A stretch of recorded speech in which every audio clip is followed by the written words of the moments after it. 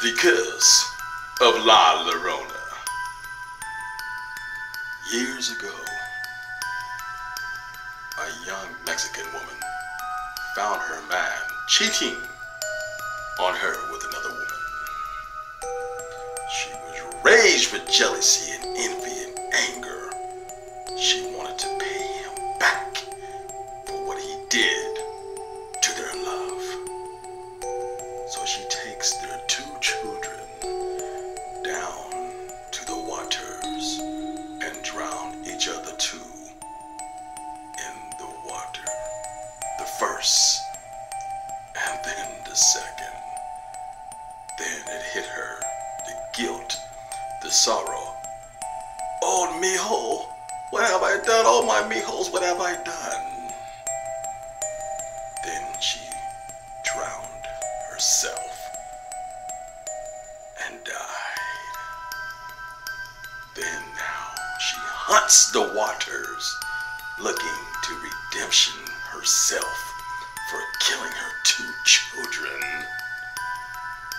So she cries and cries and cries. And if you hear her cry, you're doomed. Protect your children, 'cause La Llorona is coming for your mijos and your mijas.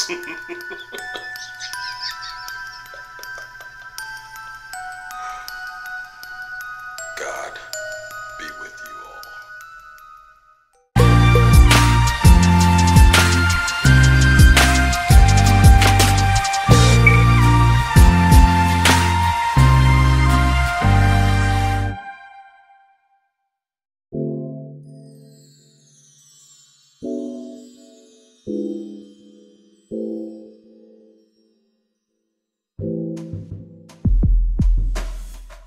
Hello, and welcome to My Point of View Movie Reviews. Now today's review is for the new horror flick from producer James Wan, La Llorona. Now this movie really got my curiosity when I found out this was a Hispanic Mexican folklore about a woman who drowned her kids, then drowned herself. Now she hunts people looking for their children. Incredible premise. I love foreign horror films. I love Japanese horror. I love Italian horror. And this is my first really taste of Mexican horror, so I was really intrigued by this movie. Michael Chaves is the director of this movie.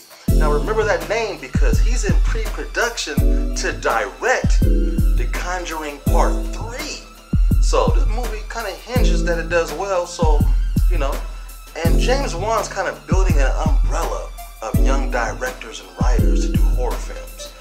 Now, some are better than others, but I appreciate everything that James Wan is doing. The more, the better. Now, this movie heavily relies on jump scares. It stars Linda Cardellini, and I love this woman. She's beautiful, she's great, she's a great actress. This movie was written by two newcomers. I don't like giving people a hard time because I appreciate film.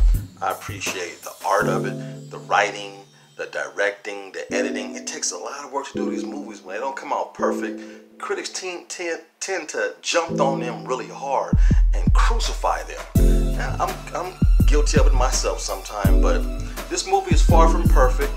Again, it relies heavily on jump scares, so it's a great date movie. If you got teenage kids, you want to hang out with them and take them to the movies to get scared, this is the joint to do that. This movie's directing is not bad. The writing, it's not polished. It's you know, you can tell they're up and comers. As a writer myself, I know it takes a while to break into the business and get a good gig. So I would not pay to see this movie. So save your money. But if you can catch a matinee, I don't know about where you're from, but out here in California, every Tuesday we have discount night for the movies. So you get paid half price or like $6. That's the only time I would see this movie. And for young teens, this is a great date movie because homegirl would be in your lap the whole night. It has a ton of jump scares. I seen a private screening of this movie, but it was scattered with other regular audiences in this movie. And they tend to like it a lot. People were jumping and covering their eyes and ducking in their chairs, so it's effective, but not effective for me. I can't always judge a movie on my premise alone. I kind of get a gauge of the crowd, see what they're into. So it might make some decent money this weekend. I can't highly recommend this movie unless you're going out on a date and you want to be somewhat scared. But James Wan, again, his influence is all over this movie. The way it's shot, the lighting, the clothes. And it takes place in the 1970s, so the one thing I would say about that, they make people in the 70s, I'm gonna not try to be offensive, but stupid. The mother was not smart. The kids were idiotic, man. I mean, I don't see real kids and moms doing the things they did in these movies. If you have a burn mark on your child's arm and you see it and recognize it, you're going to pay close attention how that burn mark got there and not excuse it as a regular bruise. You're not a good parent. And stop putting your kids in arm's danger. And what woman will let some half-assed priest come into their home and put their kids in further danger? It just didn't make sense to me. So that's writing, not so much directing. A director had to work with the script that's handed to him. So it's not perfect. It wasn't polished, but it's enough to be effective to make a little bit of money. But it hinges on how well it does at the box office, because The Conjuring is my jam. And all eyes are on this director, Mr. Michael Chaves, to do well, because he is helming the next installment of the Conjuring Universe. So save your monies if you can, or if you go to the movie with some friends, man, go Dutch. You pay for this, they pay for that. You get the popcorn, I get the drinks. You pay for yourself and I pay for me. So no one's really breaking themselves to see a movie that's not really all that good. That's all I have to say.